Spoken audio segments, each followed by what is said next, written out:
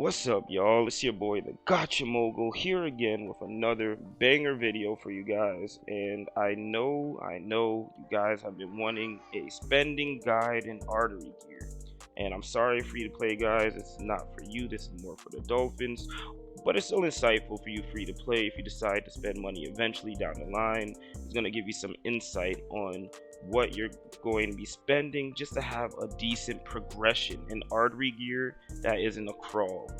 But before I go into the video, a disclaimer: I am not a proponent in spending on gacha games. It is a pitfall trap. It brings out the worst vices in us, wanting to skip progression and the grind part of the game by just taking out our wallets.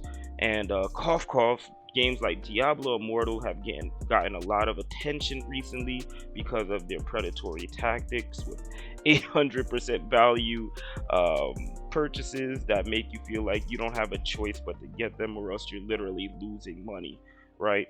And what I will say, what makes Artery gear very unique from other gachas is that it caters its economy differently to a different target market than other gacha games. So other gacha games, I forgot what the exact figures were, but for most gacha games in the market right now, 0.01% of players make up 75% of the revenue for most gacha games today.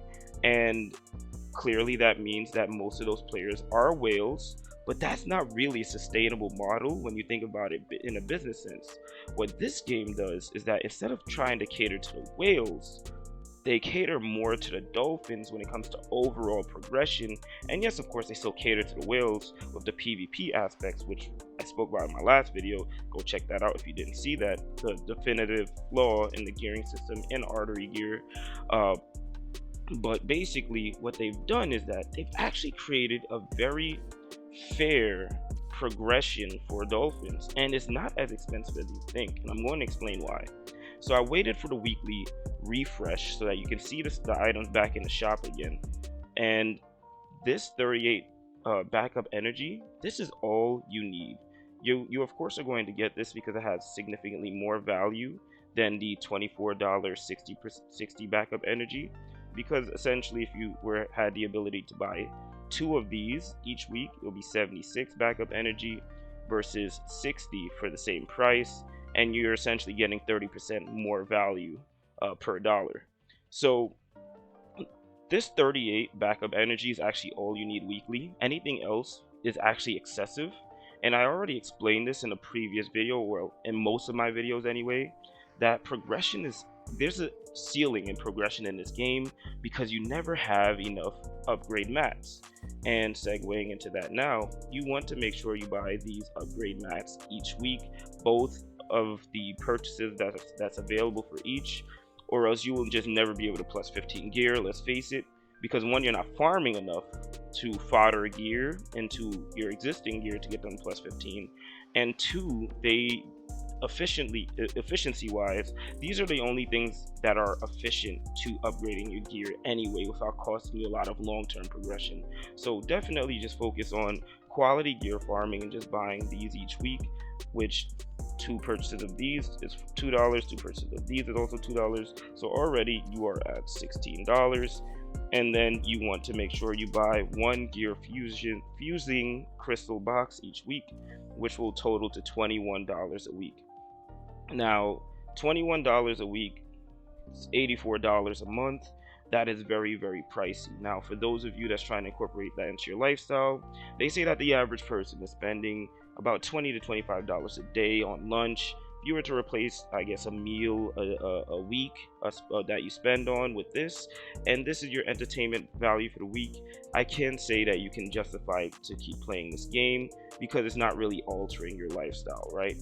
And again, you're only buying this 38 backup energy. I know you're going to be tempted to get the 60 if you're out, but there's no reason to, because you will never be able to have the mats to upgrade the new gear that you get anyway. 38 is just enough for you to, do a bit of farming for your 9s to get the main stats that you want, maybe do a bit of farming for your hunt 8s to get the main stats that you want, and then you're farming 7s anyway, right? Hunt 7s to get the rolls that you want. If you guys don't know what I'm talking about, please go watch my God Roll Gear Farming Guide video. everyone loves it. It's going to really break down why you only farm hunt sevens. It's the most efficient. So that's actually all you need to know. The reason why you're only buying one gear fusing crystal box each week is because you're going to focus on just getting the other two from the free version through the mutation samples that's in the game already. And this is how you'll make sure that you're getting at least 3 a week, and that's more than enough because you'll never have enough gear anyway to keep on fusing using the fuse system in the game. So at some point you'll actually have more than you need, and that's all you need to have decent progression in this game. $21 a month. It is a lot of money, I will not lie to you, but it is the only way that you can guarantee a decent progression in this game without falling to the wayside. And that is not whale territory, realistically speaking, if you think about your entertainment budget weekly anyway, right? Most people, they can afford to go to the movies with $20 once a week, which is, I think movies are now more up to $30. So if your entertainment budget is around there where you can justify spending $30 for 2 hours of entertainment, and then you have this game that you're playing for, let's say 10 hours a week, you're getting significantly more utility per dollar anyway by replacing the movies with this or whatever the case may be, and that's how you can kind of justify the spending. But I would not say that Artery Gear is a game that's worth just taking on that additional cost, because the progression, because everything is gated behind money, basically all progression is gated behind money, I do not predict that